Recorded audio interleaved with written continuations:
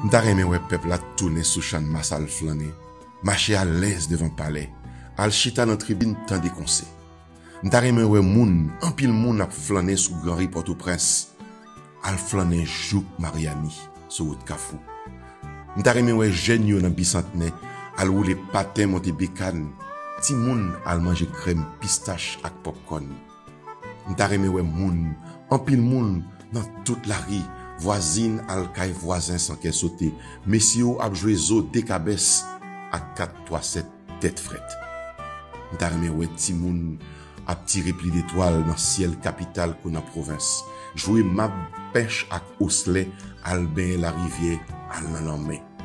M'ta remè wè élève ak étudiant ap bat bête dans la rue, préparer examen en bas poto lumière bien éclairé. M'ta remè wè chauffeur, machan, prend la rue bien bonnet, sans qu'elle sauter, sans craindre kidnapper ak voler. M'ta remè wè travailleur ouvrière, levé depuis 5 heures, elle prend café sous belé, bois cassant, nan godé émaillé, avant de commencer travail.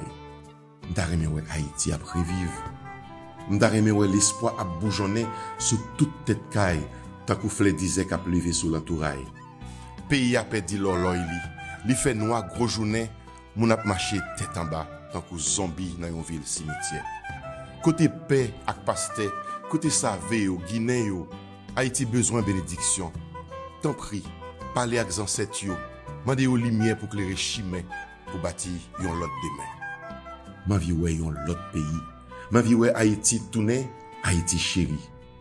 Pays ça, nous ka rebâtir ensemble.